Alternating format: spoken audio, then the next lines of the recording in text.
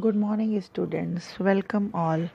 I am Mrs. Sarla. I am teaching you the third paper, Psychological Perspective of Education, and I am taking the fourth unit, Intelligence. I taught already the meaning, definition, nature, characteristics of intelligence, factors affecting intelligence, and the types of intelligence, emotional intelligence, and multidimensional intelligence. Today, I will discuss about the theories of intelligence. It is the most important part of this unit. Theories are the most important. So please listen carefully. The theories of intelligence tell us what is the nature or structure of intelligence. बुद्धि के सिद्धांत यह बताते हैं कि बुद्धि की प्रकृति या संरचना कैसी है। किसी भी थ्योरी या सिद्धांत से तात्पर्य होता है कि देयर कैन बी एक्सप्लेनेशन और about its nature or form and structure. Different psychologists have done many analytical studies to know the nature or structure of intelligence, and the main purpose of these studies to know the facts or factors कि उसके मुख्य तत्व क्या हैं, मुख्य कारक क्या हैं, जिससे बुद्धि की जो प्रोसेस है या एक जो जटिल प्रक्रिया है उसे हम ठीक ढंग से समझ सकें. So the main purpose of the studies related intelligence done was to know the elements of factors or facts of intelligence and to understand its process well. और जानना क्या है, how many factors are the intelligence made up of, or what is the nature of intelligence, what is the structure, what is the fact. The theories of intelligence classified in two types और two parts. बुद्धि के सिद्धांतों को दो parts में classify किया गया है. फर्स्ट इज फैक्टर थ्योरीज, कारकीय सिद्धांत, which studies are based on the number of factors, means based on the abilities of the individual that are called factor theories, जो कि इंडिविजुअल की योग्यताओं पर आधारित है, वो कारकीय सिद्धांत हैं. Next one is process oriented theories, प्रक्रिया उन्मुखी सिद्धांत. After some time, due to more attention given by psychologist, cognitive psychologist, to cognition, comprehension and reasoning, intelligence also came to be seen as cognitive behavior. Means संज्ञानात्मक मनोवैज्ञानिकों ने कुछ समय बाद संज्ञान है, बोध, तर्क आदि पर ध्यान दिया तथा बुद्धि को संज्ञानात्मक व्यवहार के रूप में देखा तथा इंटेलेक्चुअल प्रोसेस के रूप में इसको स्पष्ट करने का प्रयास किया. That is called process oriented theories. इसीलिए इसे प्रक्रिया उन्मुखी सिद्धांत कहा गया. But only some factor theories are in your syllabus, so we will discuss about factor theories of intelligence. So let's start. At first I start unifactor theory, means बुद्धि का एक कारक सिद्धांत. This theory is the oldest theory of intelligence. बुद्धि का बहुत ही प्राचीन सिद्धांत है. ये लगभग काफ़ी वर्षों तक प्रचलित रहा, जब तक किसी ने दूसरे सिद्धांत को नहीं प्रपोज किया या नहीं दिया. This theory was propounded by psychologist Binet. According to this theory, intelligence is an undivisible unit. एक अविभाज्य इकाई है, एक अखंडात्मक इकाई है, जिसके हम खंड नहीं कर सकते, जिसके हम टुकड़े नहीं कर सकते. It consist of only one factor और एबिलिटी. ये केवल एक कारक या एक योग्यता है. बिने ने बुद्धि को केवल एक कारकीय सिद्धांत बताया. It beliefs on universal fund of intellectual competency which can be used in all aspects. Means हमें इसे हम समस्त मानसिक क्रियाओं में प्रयोग कर सकते हैं के द्वारा मेंटल एक्टिविटीज़ कंट्रोल होती हैं. This theory regards intelligence as a single unit और पावर और एबिलिटी. इस सिद्धांत ने बुद्धि को एक यूनिट माना है, एक पावर माना है, एक ऊर्जा माना है जो कि व्यक्ति की सभी क्रियाओं को प्रभावित करती है. Means according to this theory किसी की बुद्धि यदि तीव्र है तो किसी भी कार्य को वह दक्षता के साथ कर सकता है. मनोवैज्ञानिक बिने ने कहा कि इसकी मात्रा प्रत्येक व्यक्ति में भिन्न हो सकती है. The main supporters of this theory was Terman, Stern, Johnson, Simon and Ebbinghaus.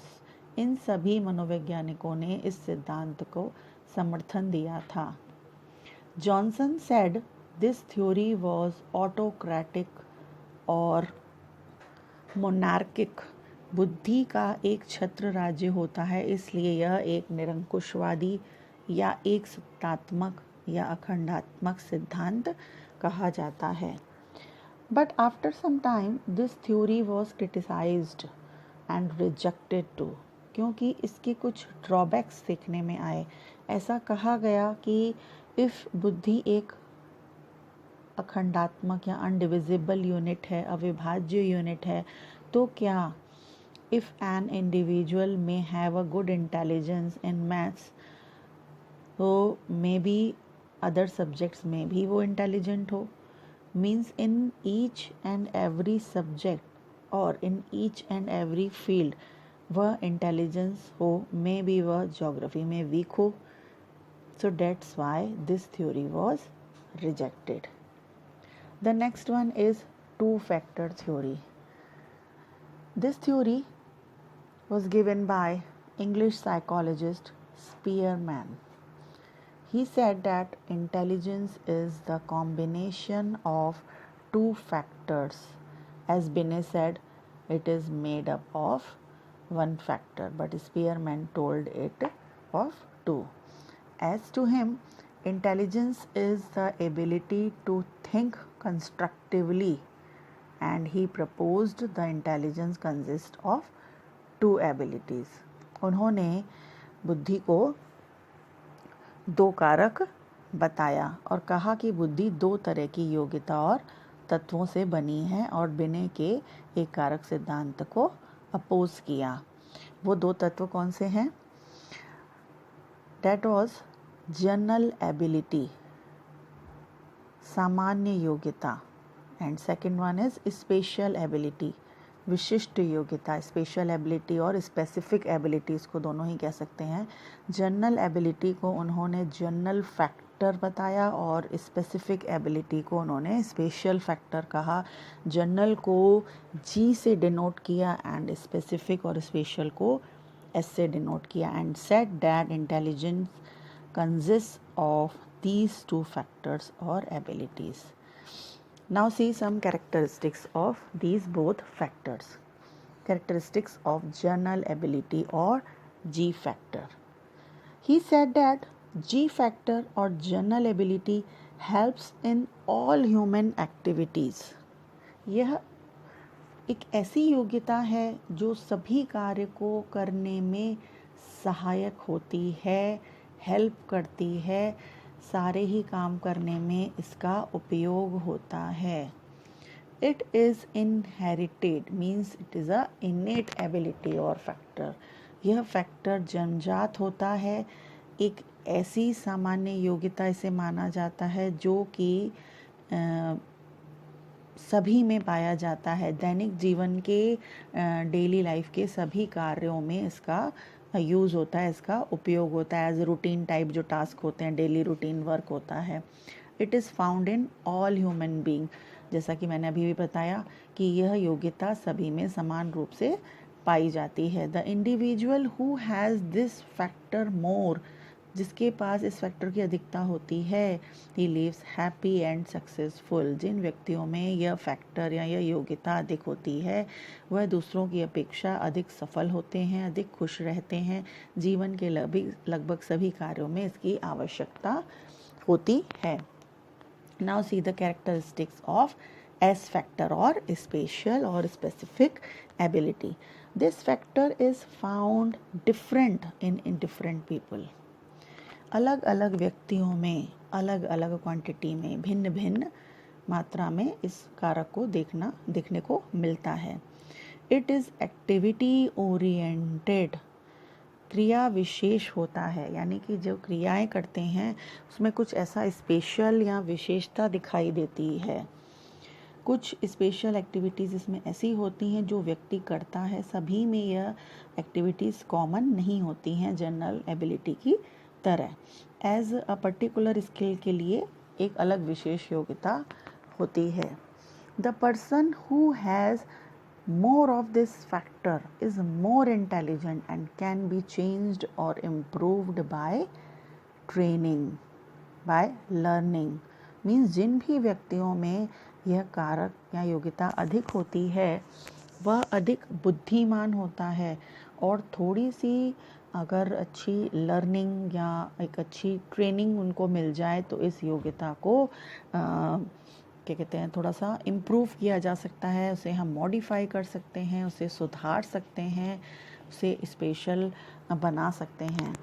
That's why it is an acquired ability, से अर्जित योग्यता इसीलिए कहा जाता है कि इसे प्रशिक्षण द्वारा, मोटिवेशन द्वारा, अच्छी नॉलेज द्वारा, अच्छे ज्ञान द्वारा निखारा जा सकता है, अधिक से अधिक सुधारा जा सकता है।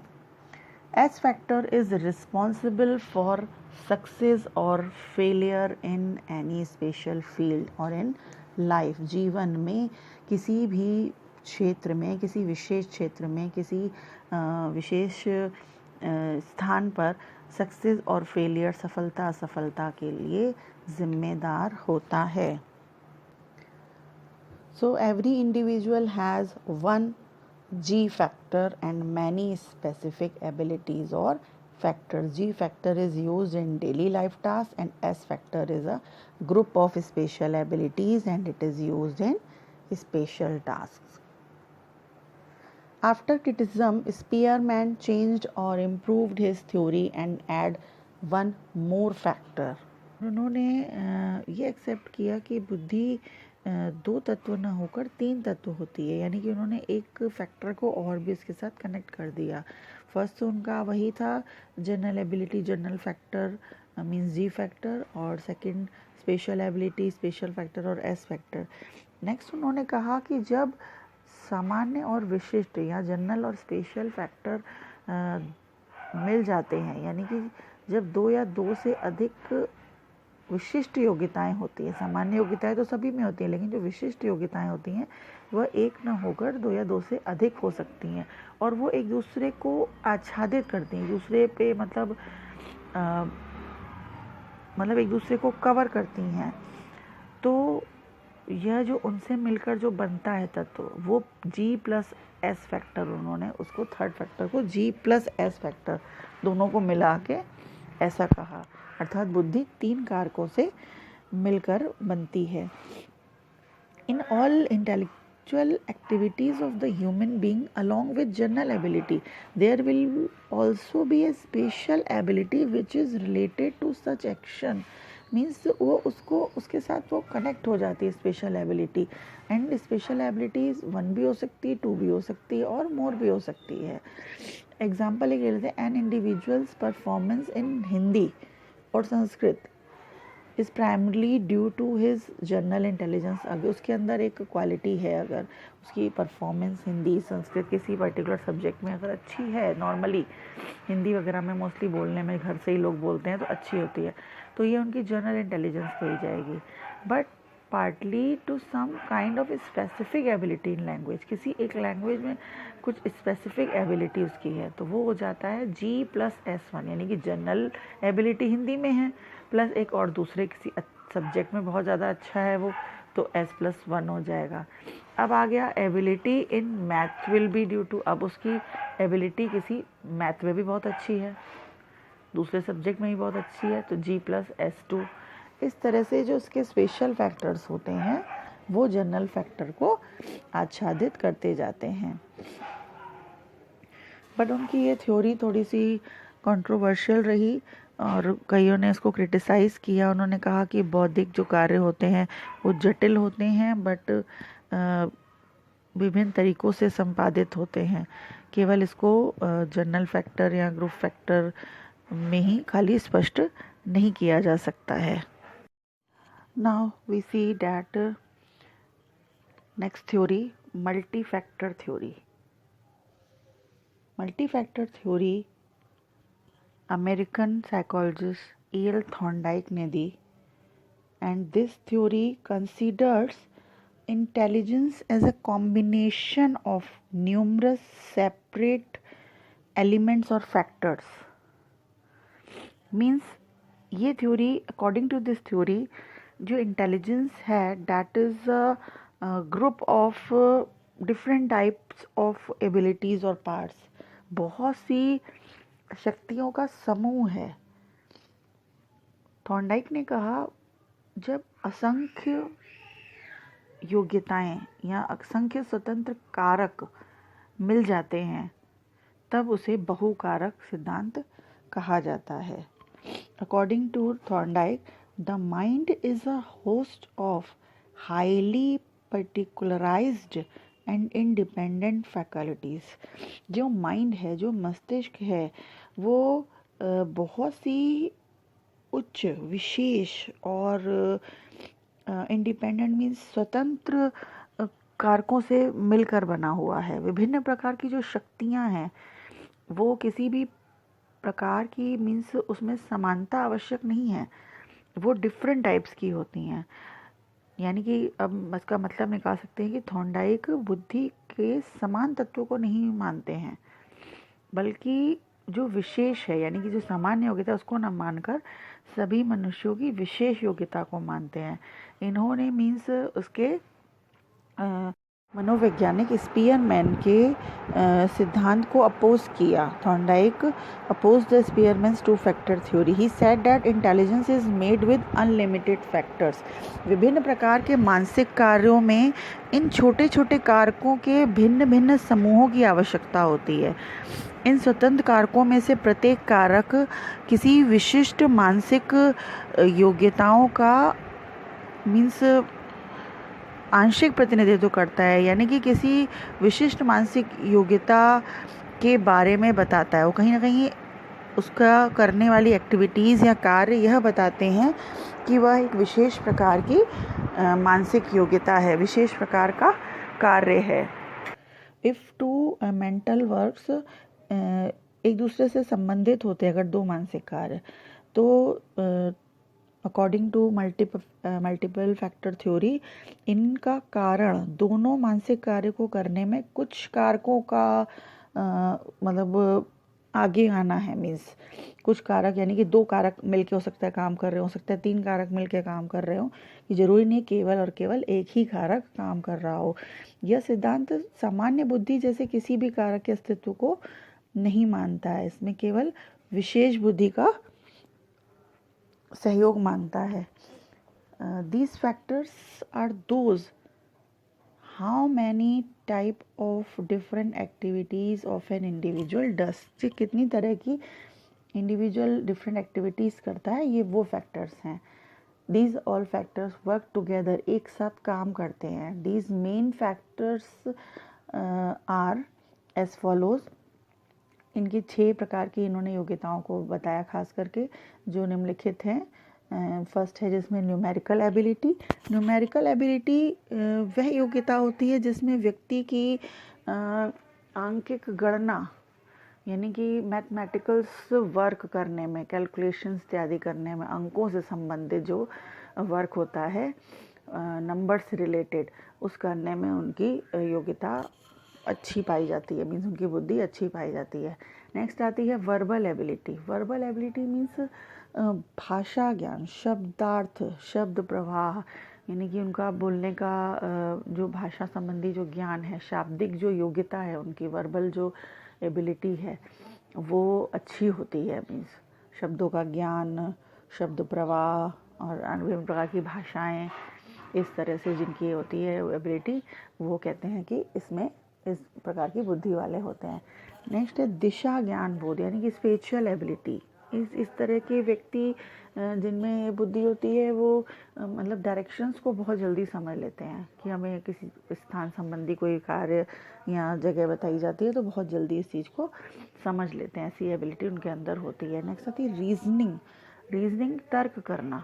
किसी तरह की कोई सिचुएशन आई तो उसको हम तर्क के द्वारा उसको सुलझा सके। नेक्स्ट आती है memory ability.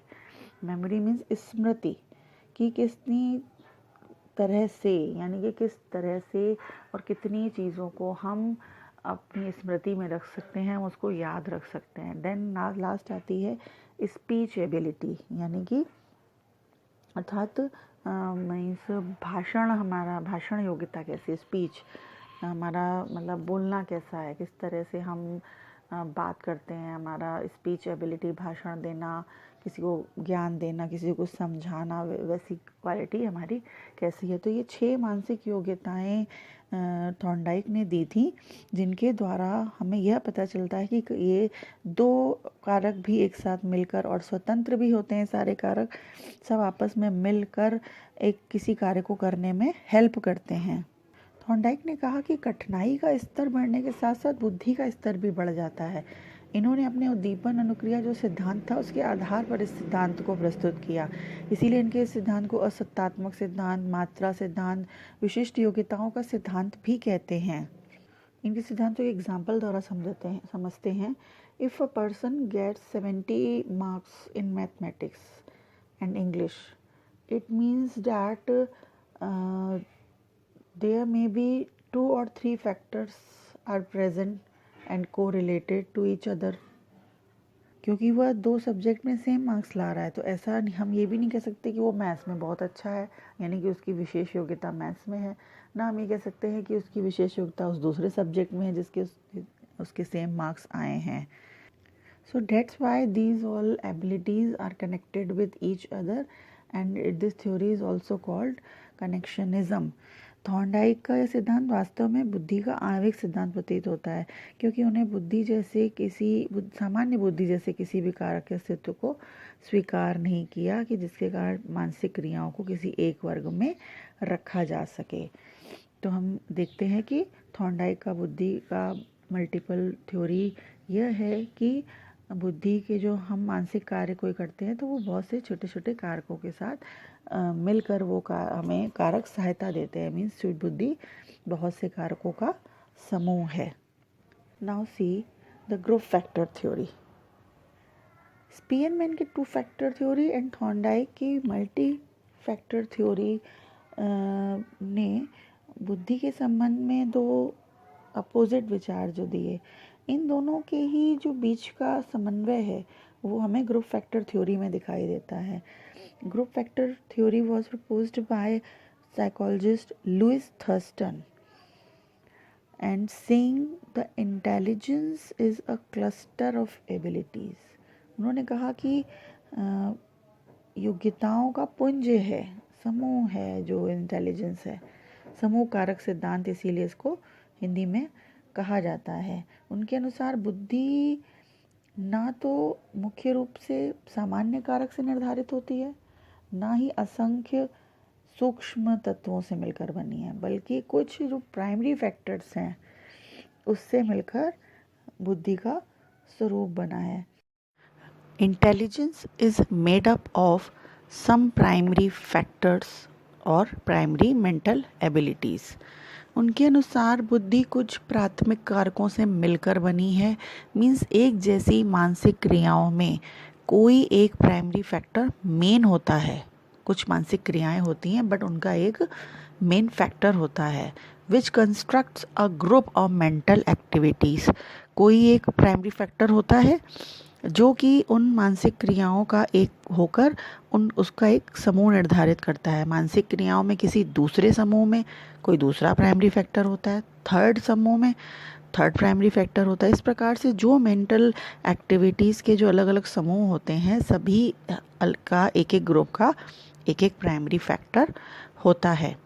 These primary factors become different और कह सकते हैं कि इंडिपेंडेंट विद वन अनदर। ये प्राइमरी फैक्टर्स होते हैं ये एक दूसरे से सेपरेट और इंडिपेंडेंट होते हैं, मीन्स स्वतंत्र होते हैं। ज़रूरी नहीं है कि एक पे, जैसा कि मल्टी फैक्टर थ्योरी में कहा गया कि 2 या 3 कारक मिलकर एक उसको काम को या क्या कहते हैं एक्टिविटी को हेल्प करते हैं करने में। इसमें ऐसा नहीं है, एक दूसरे से स्वतंत्र हो सकते हैं। ये जो 7 मेंटल एबिलिटीज़ हैं या प्राइमरी मतलब मेंटल एबिलिटीज़ हैं, कौन से फैक्टर्स हैं ये देख लेते हैं। इसमें फर्स्ट है न्यूमेरिकल एबिलिटी। न्यूमेरिकल एबिलिटी जैसा कि नाम से ही स्पष्ट है, आंकिक योग्यता, नंबर से रिलेटेड, कैलकुलेशन से रिलेटेड, इन सब में वही आ जाता है कैलकुलेशंस। नेक्स्ट है वर्बल एबिलिटी, भाषा का कितना ज्ञान है, शब्द का कितना ज्ञान है, शब्द प्रवाह कैसा है। फिर नेक्स्ट है इनकी स्पेचुअल एबिलिटी, दिशा ज्ञान कितना है। नेक्स्ट है वर्ड फ्लुएंसी, वर्ड फ्लुएंसी कैसी है, शब्द प्रवाह कैसा है। Reasoning, next one is reasoning, तर्क वितर्क कैसा है। मेमोरी एबिलिटी, कितना हम सब चीज़ों को याद रख सकते हैं मेमोरी में। And last one is perceptual ability. Perceptual means होता है कि हम उसको कितना सही ढंग से किसी चीज़ को, किसी सिचुएशन को परसीव करते हैं, उसका कैसे प्रत्यक्षीकरण किसी चीज़ का हम कितने तरीके से, किस तरीके से करते हैं, that is a perceptual ability. So Louis Thurstone said कि ये जो प्राइमरी मेंटल एबिलिटीज़ हैं, ये जो मेंटल प्राइमरी प्राथमिक कारक हैं, फैक्टर्स हैं, ये सब एक साथ ऐड किए जाते हैं। इन्होंने इसको लर्न करने का शॉर्ट में एक प्रोसेस भी बताया। न्यूमेरिकल एबिलिटी को इन्होंने एन का नाम दिया, एन से डिनोट किया। वर्बल एबिलिटी को वी से, स्पेचुअल को एस से, वर्ड फ्लुएंसी को डब्ल्यू से, रीजनिंग को आर से, और मेमोरी को एम से, एंड परसेप्शन को पी से। तो N plus V plus S plus W plus R plus M plus A, M plus P. तो उन्होंने इस तरह से इसको शॉर्ट फॉर्म दिया ताकि जल्दी हमें लर्न भी हो जाए। Thurstone's multiple intelligence is also called multi factor theory और PMA model. These primary factors get separate free from one another, एक दूसरे से बिल्कुल स्वतंत्र हैं, अलग हैं। Some factors are used more in any mental test, किसी मानसिक क्रिया में कुछ फैक्टर्स बहुत ज़्यादा यूज़ होते हैं, and some in less use, किसी में बहुत ही कम होते हैं और कौन नहीं भी होता हो कभी कभी कोई यूज़। तो these are the some factors of PMA model. तो ये थ्योरी थी हमारी group factor theory. So students, today I taught you the theories of intelligence, in which I taught factor theories of intelligence.